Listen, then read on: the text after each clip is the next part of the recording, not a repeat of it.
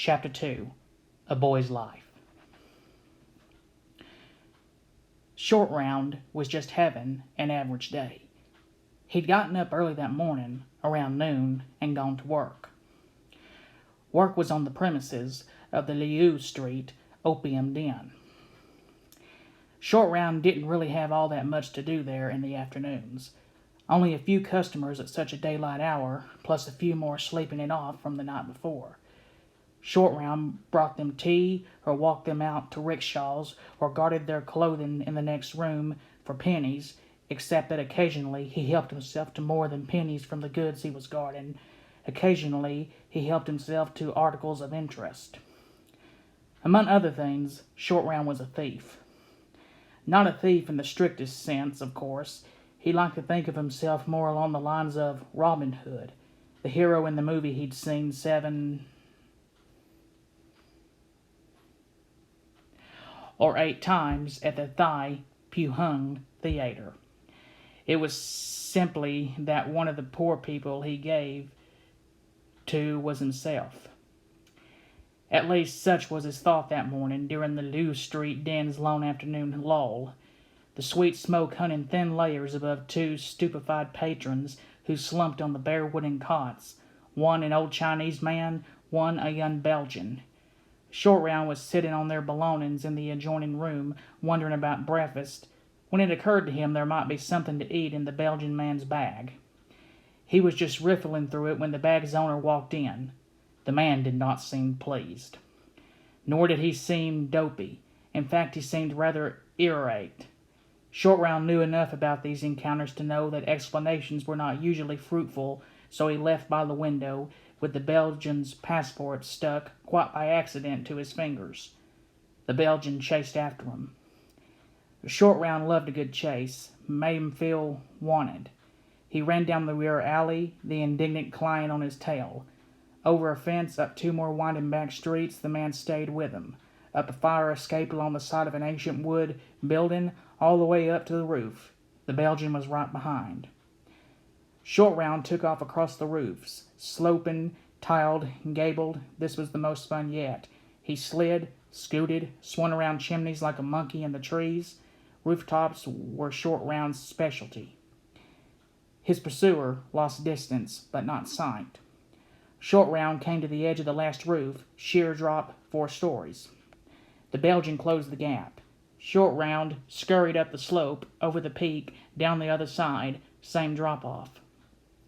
Except a few feet below, coming out the top window of the building, was a clothesline, straining across the alley to the window of the building on the other side.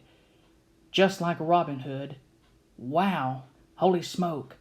Short Round hopped down to the clothesline, dangled there a second, then brecciated along a string of flapping silk pajamas to the window across the way, while his pursuer swore in Flemish from the roof ledge behind him.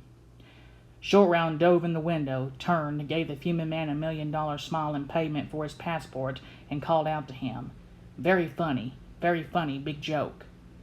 The man was not amused. People had no sense of humor anymore. Short Round apologized for the disturbance to the incredulous family he'd just barged in on. Then, with propriety that seemed incongruous considering his flying entrance, he bowed and left by the front door. Out on the street, shadows were growing long. Fish vendors were packing up, their wares beginning to smell. Night people hadn't yet begun to stir. This was Short Round's favorite time. It was the hour of the doves. Every day around now, hundreds of doves would accumulate in the courtyard of the monastery near the gung-ho bar. They made the most wondrous, aggregate cooing, like the murmurings of 1,000 satisfied Persian cats. It was the sound Short Round associated with being rocked by his mother, though he couldn't remember why. He hadn't had any family for many years. Except Dr. Jones, of course. Dr. Jones was his family now. Short Round suspected Indy was actually a reincarnation of the lower god Cheopoa, he who discovers treasures. But Short Round himself claimed Cheopoa as an ancestor, so he and Indy were closely related in any case. He walked out of the place of doves over to the gung-ho bar. This was where he and Indy had first met. He entered the bar. In the back booth, sipping a cup of ginseng tea, Indy was now seated, waiting. Short Round ran up to him with a big grin, took the seat opposite. "Indy, I get passport for Wuhan," he whispered excitedly. He handed over the Belgian's passport. Indy looked it over, raised his eyebrows. "Shorty, where'd you get this? I thought I told you not to steal any more." "No steal," the boy protested. "Man give me. He need not any more." Short Round looked. He not need any more. Short Round looked so ingenuous, so hurt, Indy almost believed him. In any case, he pocketed the documents for Wuhan. Short Round beamed. That was one of the reasons he loved Indy. He and Indy, they were birds of a feather. They both had a knack for transferring the ownership of lost items, finding new homes for valuables that had resided in one place too long. Indy was going to find a new home for Short Round. For example, he was going to take Short Round to America. Indy squinted at him now. "Okay, kid, you sure I can count on you for the plane tickets?" He gave the boy money to purchase their tickets. "Easy like pie, Indy. I just get my Uncle Juan's car, then I talk to ticket man, then I wait for you at club." "Right out front." Indy nodded. "An hour before dawn. You got a watch?" "Sure, okay." "Well, you make sure to tell your uncle thanks for the use of his car again." "Oh, he don't mind. We leave for America soon?" "Yeah, pretty soon. Delilah first. Now get going. I've got to meet a man about a box." Short Round left the bar. Indy stayed. Short Round ran 6 blocks to the house of a German diplomat he knew superficially. Knew not at all, actually, except he'd shined the man's shoes at one of the classier brothels the week before, and there had overheard the Honorable Consul tell the madam that he was leaving town for a fortnight to visit relatives in Alsace. When Short Round got to the house, he walked around back. He crawled into the garage through the small cat door that was cut in the bottom panel of the side entrance. Inside the garage, he spent about 10 minutes playing with the young cat, dragging a little woolen mouse on a string back and forth in front of it until it pounced. When the excited kitten finally retreated with its prize to a hidden corner under the stairs, Short Round opened the garage doors wide. Then he hot-wired the car. It was a cream-colored 1934 Duesenberg Auburn convertible, an easy ride to wire. Easy or not, he'd already taken this one for a spin with Indy several times this week. Now he hunkered down under the dash, crossing leads until the connection sparked and the engine roared into life. It made Short Round feel like the boy in the fairy tale who lived in the belly of a dragon. He closed his eyes, listened to the pistons rumbling, smelled the smoke of the electrical short circuit, felt the dark enclosure wrap over him in the shape of a fire-hardened dragon's stomach. Scaring himself, he squirmed up to the seat, put the car in reverse, backed out of the garage, let the car idle, closed the garage doors again, turned down the circular drive and headed for the open road. He could barely see above the steering wheel or reach the pedals, but barely was all he needed. The city streets became residential, then quickly rural in the fading afternoon light. This was Short Round's second favorite time of day, when the sun burned orange as a red coal, just before the earth gobbled it up again for the night. By early evening, he was standing in a small British airport office, negotiating for 3 tickets with a small British airport official named Weber. "I hardly think I could make room for someone of your stature," the officious Briton began. Short Round gave him most of Indiana's money. "Not for me, for Dr. Jones, the famous professor. This very important government case. I, his assistant." Weber looked skeptical, but took the money. "Well, I'll see what I can do." "You do good. Dr. Jones put you in his book. Maybe you get a medal." He winked. Weber seemed taken aback by this strange little manipulator. "I'll do what I can, but I'm not certain I can get 3 seats on the same plane with such short notice." Short Round winked again and slipped Weber the last of Indy's wad of bills as a bribe. He also let Weber see the dagger half hidden in his belt. Weber felt distantly disconcerted, accepting a payoff from a 12-year-old gangster. Nonetheless, he took the money. "Yes, I'm sure the accommodations can be arranged." He smiled. He wondered when the London office was going to transfer him back to civilization. Short Round bowed to Weber most graciously, then shook the man's hand, then saluted smartly, his fingertips to the visor of his baseball cap. Then he ran back to the Duesenberg and drove back to town.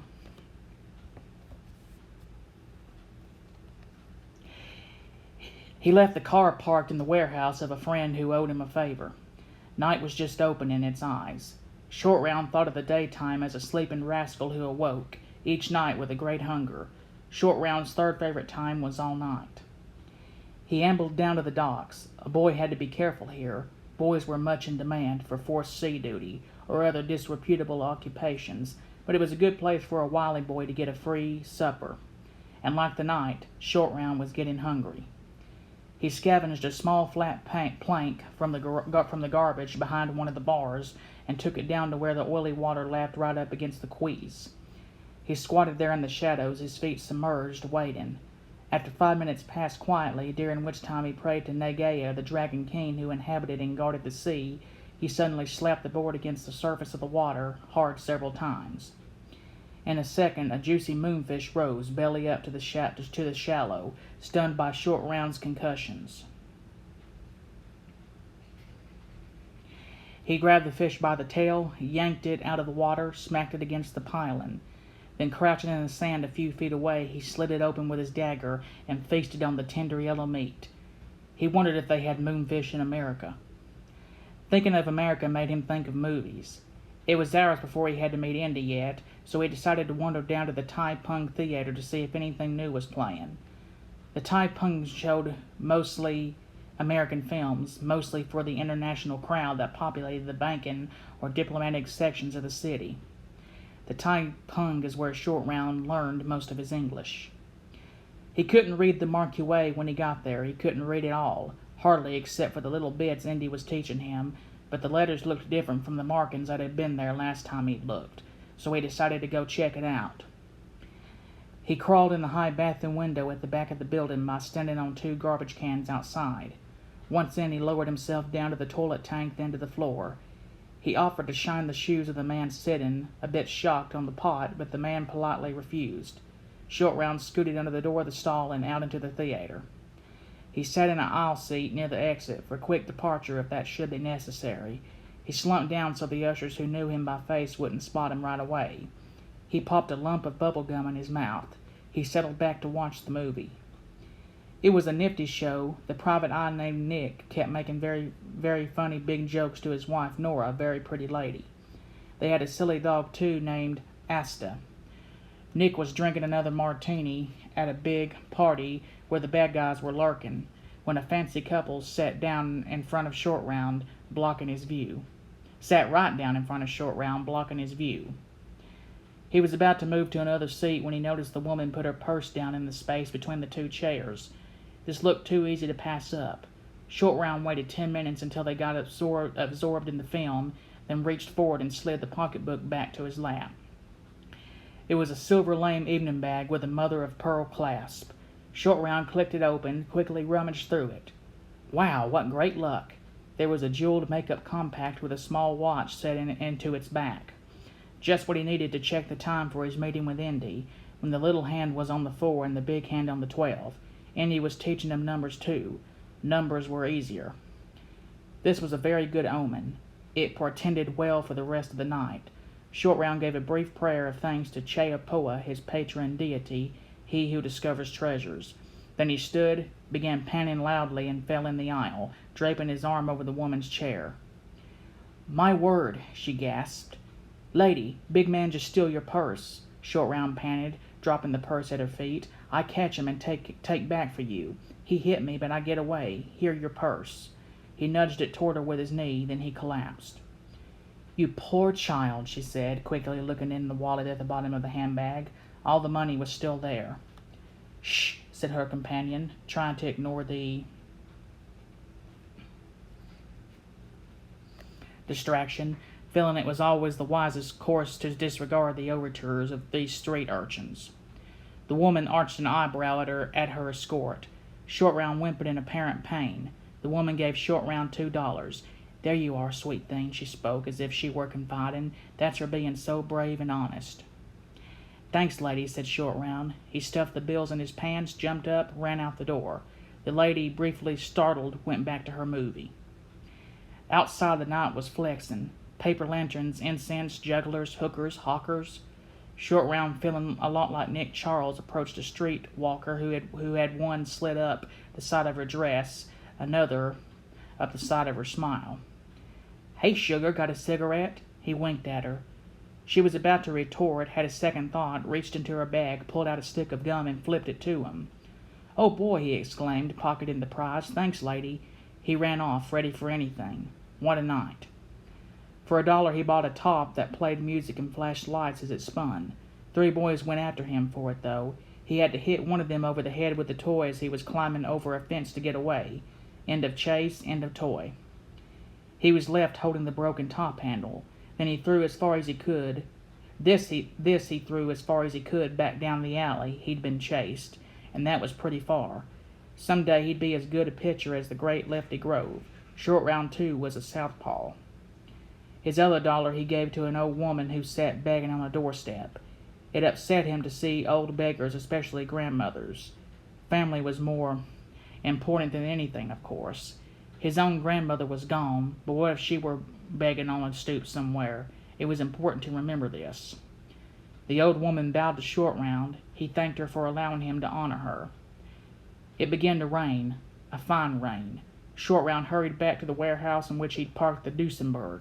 Several men sat in a circle near the far wall. One of them was casting the I Ching. Short Round watched him for an hour. The man threw the yarrow stalks for each person there, but when Short Round asked for his own path to be read, the man refused. Short Round took a nap behind some bales of tea for a while, put to sleep by the cheery mumblings of a band of sailors throwing dice in a nearby alcove. Dice, I Ching, same thing. When he awoke, he saw a young couple kissing beside another stack of bales against the wall. He watched them for a few minutes. They seemed very happy. He wondered if they had any children. From the doorway, Short Round heard the static of an old radio. He walked over. The small box sat on the ground, plugged into the wall.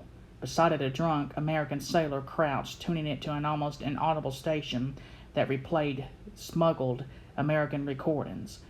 Breaking up over the airwaves now was another adventure of the Shadow. Who knew what evil lurked in the hearts of men and who could cloud men's minds? Shorty loved this program. He listened whenever he could. The sailor kicked him away, though. This was apparently a private show. Apparently it seemed like it was getting late. He looked at the watch he'd found. Time to go. He started up the car and eased it out into traffic. The rain had stopped. He got to the club right when he was supposed to. No Indy, though.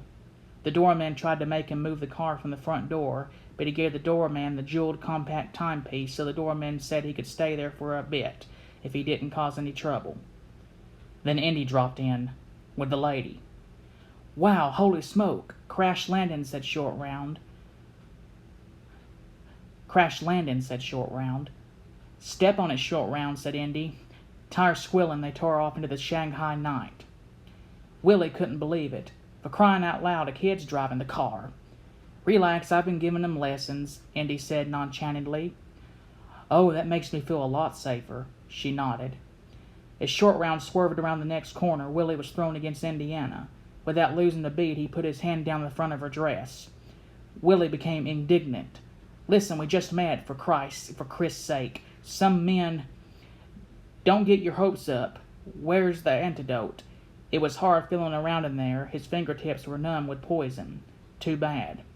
He rubbed the glass vial with his palm, rolled it into his fingers, pulled it from her bra, screwed off the lid, tapped it to his lips, and swallowed. "Eck! You don't look very good." "Poison never agrees with me." He wiped his mouth on his sleeve. Short Round pulled a right and head for the Waynepo Bridge. "Check! Gotcha!" the kid shouted back. When he drove fast, he tried to look like James Cagney. Indy peered out the back window and noticed a large black sedan in pursuit. "Looks like we got company." Willie was suddenly depressed. If Lau caught her now, he'd really be hacked off. The club was a shambles. She'd lost the diamond. The kid was going to crash the car any minute. She had 2 broken nails. That was it. The last straw. She could cope with all the rest, but how was a girl supposed to get a job seeing him when she looked at herself in the reflection of the side window? Even worse than she thought. Tears began to well up in her eyes, tears of anger. "Look at what you've done to me," she seethed. "My lipstick is smeared, I broke 2 nails, there's a run in my stocking." Gunfire shattered the rear windows, spraying them with glass. Indy and Willie crouched low. Short Round was already too low in his seat to be visible from behind. "Somehow I think you've got bigger problems," muttered Indiana, reaching for his shoulder bag. He pulled out a pistol and began firing back through the broken window. "There's Shorty," he barked, "through the tunnel." They screeched through the dark tunnel. The pursuit car stayed right with them, its headlights burning like spectral eyes. "What are we going to do?" cried Willie. "Where are we going?" The magnitude of the calamity was just setting in. "The airport," Indy snapped. "No, look out. Short Round, left, left." He reached over the front seat, put a hand on the wheel, helped Short Round navigate. Then more softly, "You doing all right, kid?" Willie sank lower. The Duesenberg emerged on a crowded square. 10,000 merchants, beggars, hookers, sailors, thieves, buyers, and coolies with rickshaws wandered gaily amidst the jumble of bright paper lanterns, calligraphed banners, storefronts, and produce stands. They all scattered when the Duesenberg came roaring by. Some of them scattered back over the street in the Duesenberg's wake, enough to totally clog the thoroughfare by the time the black sedan came barreling in. It crashed headlong into a vegetable stand, then swerved and kicked against the curb, finally coming to a halt in the swarm of peddlers. Indy peered out the back window. "Looks like chop suey back there." Willie was afraid to look. They put some distance on the stalled pursuer. Out onto the highway now, some vast, open countryside. "Shorty, you called the airport?" "Sure, Indy. Mr. Weber gets seats for you, me and Wuhan." "Wuhan's not coming, Shorty." Short Round considered this. Wuhan wouldn't have run. He was too loyal. Therefore he was either dead, captured, or holding off the bad guys. All very honorable occupations for Wuhan to have chosen. In any case, it was up to Short Round alone now to protect their beloved comrade and spirit brother. "Don't worry, Indy," he assured. "Short Round #1 bodyguard now." Willie braved a glance out the back. Far in the distance, tiny headlights rounded a curve and followed them. "I'll take the extra seat," she said dryly. Her options seemed distantly limited. Where are we going anyway?" Where are we going anyway?" "Siam," said Indy, reloading his gun. "Siam," she complained. "I'm not dressed for Siam." She wanted to complain more, actually, but no gods, demigods, or justices in the whole pagan universe seemed to want to listen or care just now, much less the deranged Yahoo beside her. She looked over at him suspiciously. Outside on the road, a sign flew by. Name Teo Airport. The headlights behind them seemed to be gaining.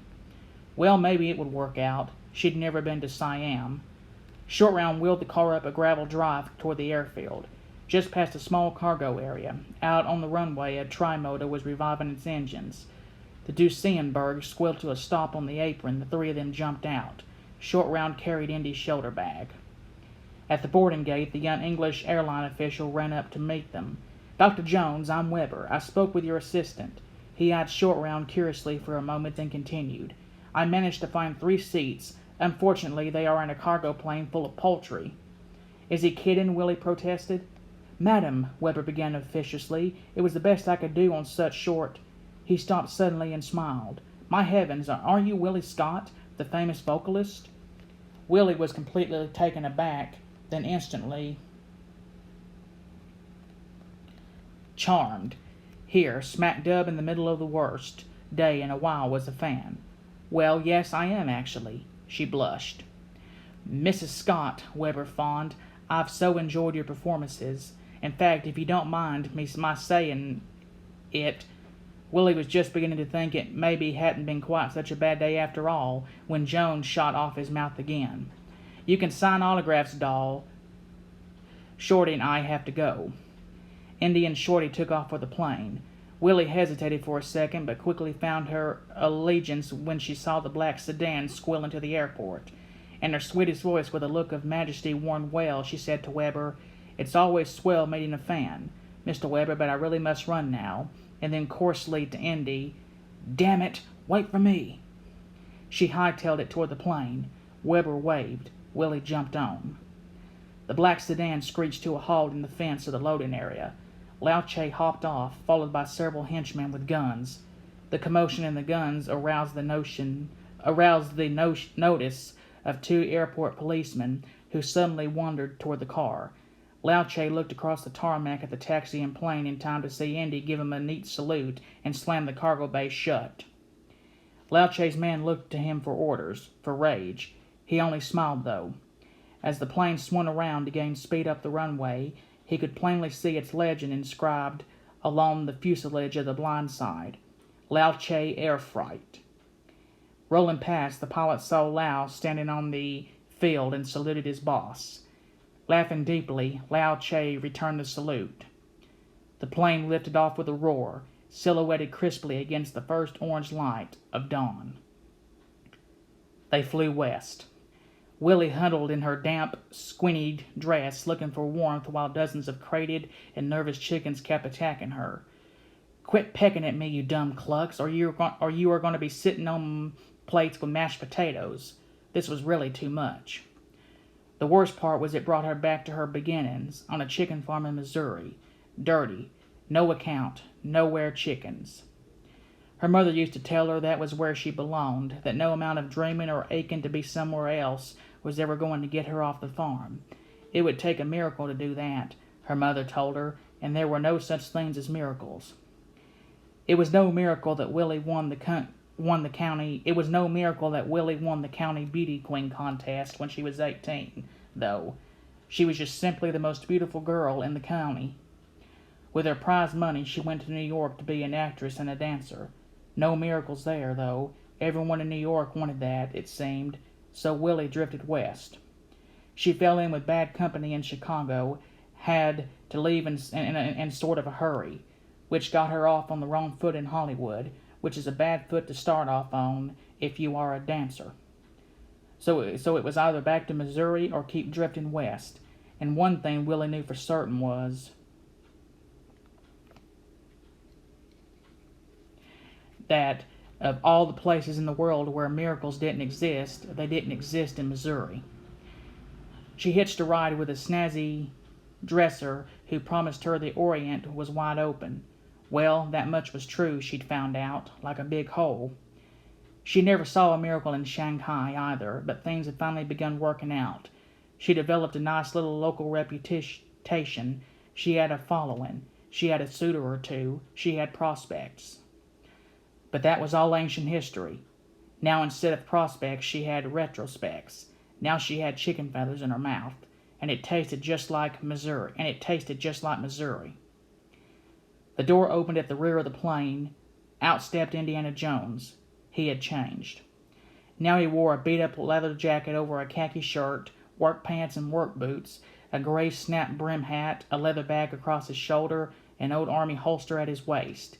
He walked forward, carrying the rolled-up tuxedo in one hand and a coiled boil whip in the other.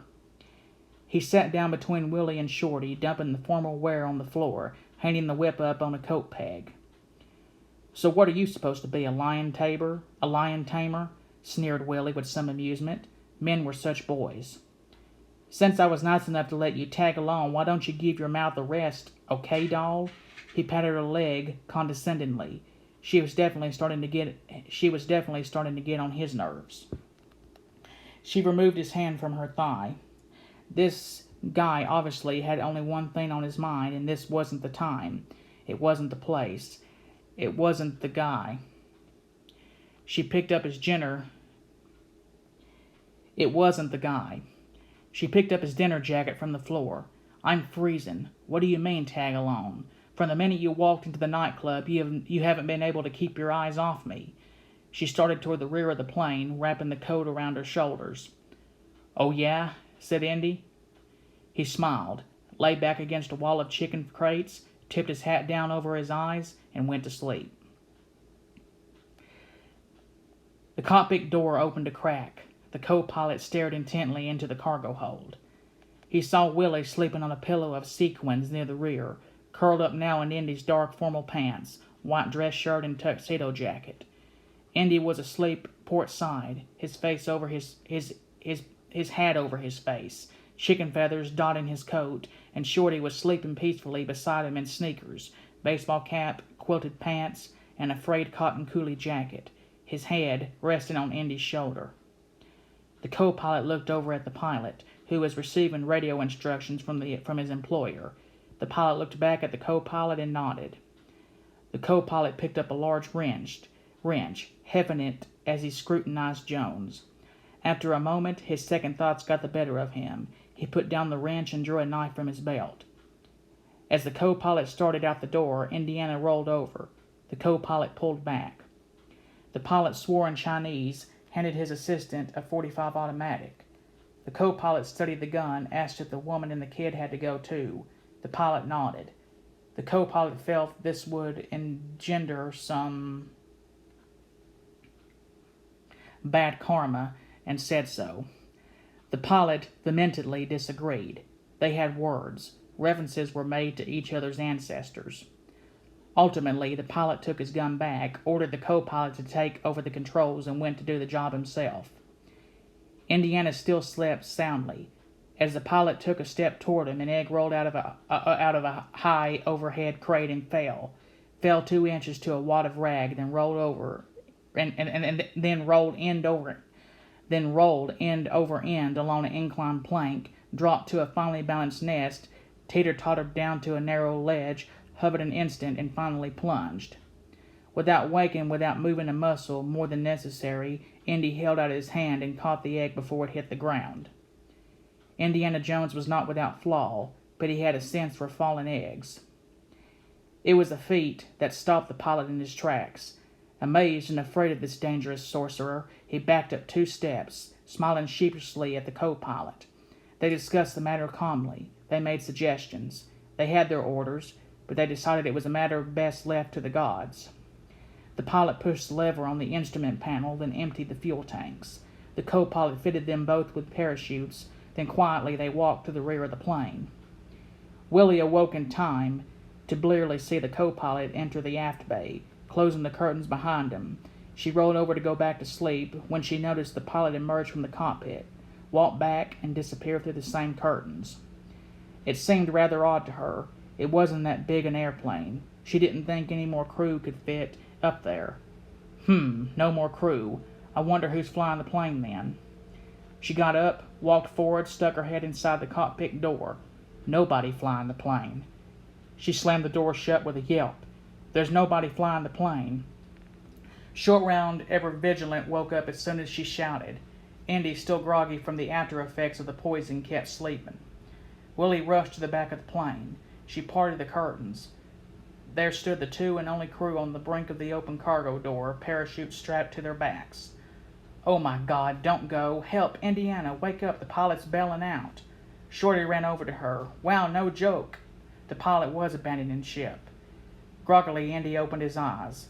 We there already? In a flash, Willie was shaking him, waking him, beseeching him. Nobody driving, jumping, parachutes, do something. This cowboy had to be good for something. Surely this was a flight jacket he was wearing. Surely he knew how to fly this old bus. Indiana got up and ran back to the open curtains. Nobody there, just 2 chutes bellowing open in the clear sky beyond. He ran up to the cockpit, Willie at his heels. In an instant he appraised the situation and slipped into the pilot's seat at the controls with absolute confidence. Willie was teary-eyed with gratitude, laughing, nodding, seeing there was a reason after all for this dubious doctor to exist. With a sigh of relief to her own question, she asked, You know how to fly? Indy surveyed the control panel, turned a couple of knobs, flipped a switch, took the wheel. No. Then, ingeniously, do you? Willie turned white. She felt her stomach rising. Indy flashed a big bad smile, though. Just kidding, sweetheart. I got everything under control. Altimeter check, stabilizer roger, airspeed okay, fuel. There was a long pause. Willie hadn't exactly gotten over his little joke about not knowing how to fly yet, so she was in no mood for humor now. But then this silence on Indy's part did not, in any case, sound like a humorous silence. Fuel, said Willie. Fuel, what about the fuel? Indiana stood up slowly. Willie followed his gaze out the window. The last engine sputtered to a stop. All the props were motionless. The plane began to nose downward. "We've got a problem," said Indiana. He walked past Willie into the hold. "Shorty." Short Round ran up breathless. "I already checked, Indy. No more parachutes. Maybe they could grow wings like when the monkey god Maya gave wings to the silkworms so they could become moths to escape their earthly prison." Indy began to rummage through all the storage lockers. In the cockpit, Willie was jerked rudely out of her canatonia by the almighty ludicrous vision of a snowy mountain looming immediately ahead of the windshield. "Indiana," she bellowed, less as a call for help than as a last moment of human contact before annihilation. The gods were generous, though. The plane barely missed the peak, knocking a noseful of snow from the highest pinnacle, clearing the crest by inches. Willie's heart nearly stopped. She ran from the cockpit to see Indy pulling a huge wad of yellow canvas from one of the storage bins. Printed across its side were the words, "Emergency Life Raft." "Are you nuts?" she screamed at him in fury. He ignored her. "Give me a hand, Shorty," he told the boy. The two of them dragged the folded canvas over to the open cargo door as Willie kept shouting, "Are you crazy? A life raft? We are not sinking, we are crashing." "Get over here, damn it," he ordered. "Short Round, come on, grab onto me tight." Short Round encircled Indy's waist from behind. This crash would be better than anything in wings which Shorty had seen 4 times. Willie hesitated a moment before deciding that no matter what else, she didn't want to die alone. "Wait for me," the little girl in her called. She grabbed her gold dress, no point in not having something to wear just in case, ran over and threw her arms around Indiana's neck so that she and Shorty were both hugging him from behind. Indy clutched the bunched up life raft in front of him as he perused the mountainside rushing close, now beneath their sinking aircraft, 15 feet above the ground, 10 and diving, 7. Indy jumped with all his strength, pulling the inflation cord. Short Round closed his eyes, ready to fly.